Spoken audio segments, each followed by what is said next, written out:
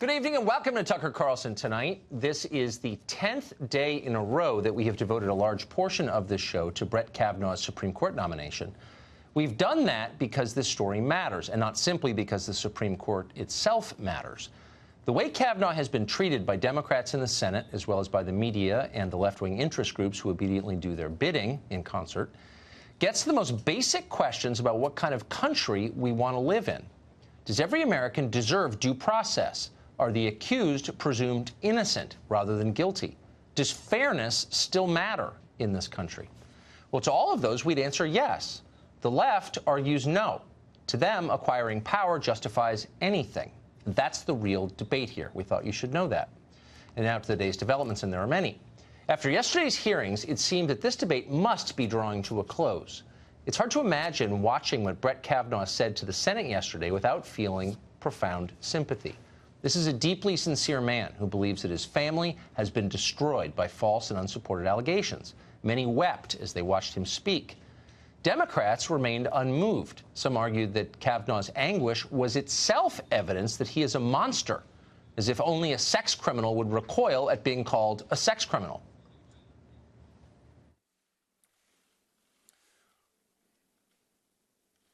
He did so as both a calendar and a diary.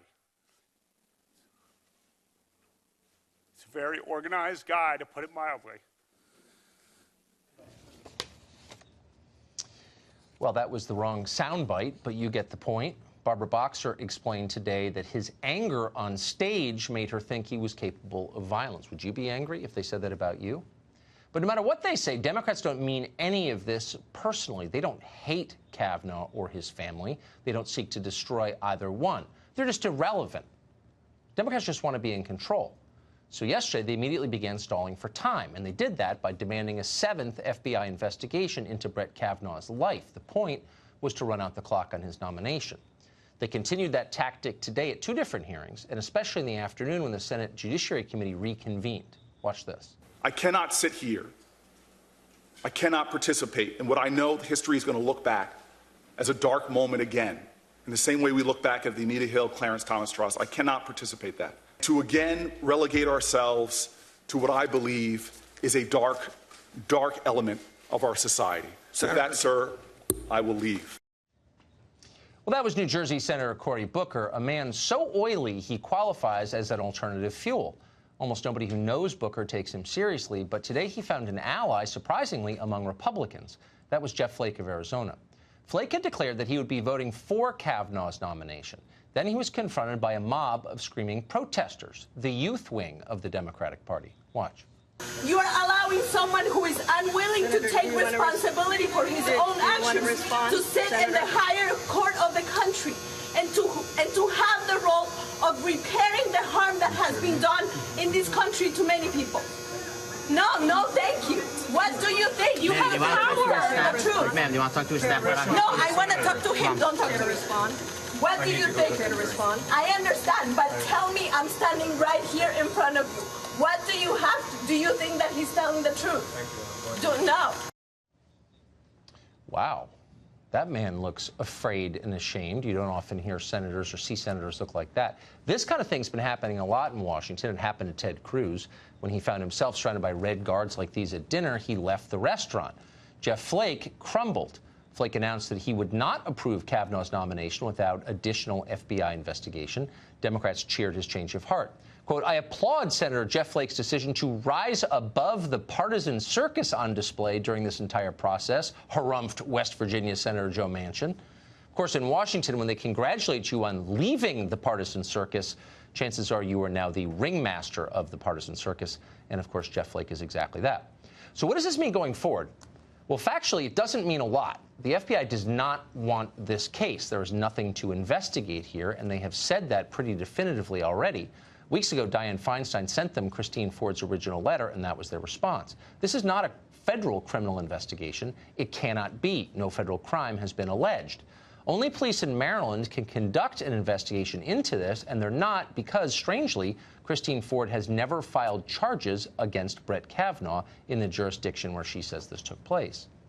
Instead, the FBI will conduct what is called a supplemental investigation. Agents will interview only those directly connected to Christine Ford's original allegation. In this case, that would amount to Christine Ford and Brett Kavanaugh, of course, along with the 3 people Ford says were present when she was attacked in 1982. That would be Mark Judge, P.J. Smith, and Leland Kaiser. The problem is that all 5 of these people have already given sworn testimony. You're aware of what they've said. 4 of them have categorically denied under oath Ford's version of the story. If they deviate from their previous testimony, they could face criminal penalties. So what could we possibly learn from having the FBI interview them? Keep in mind that the FBI makes no judgments in these investigations. It does not assess credibility. It does not render any kind of conclusion. It just does interviews, and then it summarizes them for lawmakers. The FBI, no matter what they're telling you, is not a tiebreaker in this or any other investigation. It's an investigative agency that will provide the Senate with information that senators already have. So Brett Kavanaugh is going to get interviewed again. You'd probably have to get a prostate exam to be more thoroughly vetted than Kavanaugh has been in the last 20 years, and they may try that too. If you were looking for truth, this would be an utterly pointless exercise. You wouldn't consider it. But the truth is not what anyone is looking for here, as you may have figured out. Democrats are hoping that more baseless allegations will emerge during the delay during which the FBI is investigating things that have long been investigated. Perhaps another reptilian porn lawyer will come forward with another discredited client who describes fantasies of, I don't know, gang rape or human sacrifice or child trafficking. Maybe it'll be ritual satanic abuse this time. They haven't tried that one in a while. Who knows what it'll be? But when those charges emerge, Democrats will demand new public hearings on every single one of them. Democracy hangs in the balance, they will tell us, meaning their access to power hangs in the balance. It's not a complicated formula, and everyone in Washington knows exactly what's going on here, except for maybe poor Jeff Flake. People who know Flake say he may actually believe Democrats are acting in good faith, or maybe he's auditioning for a new employer. He's leaving the Senate early next year.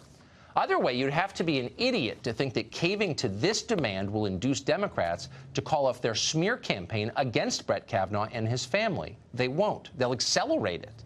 Why wouldn't they? It's working. But there's a cost, especially for Republicans. At this point, Kavanaugh isn't just a Supreme Court nominee. He is a folk hero to many people, an inspiration to millions.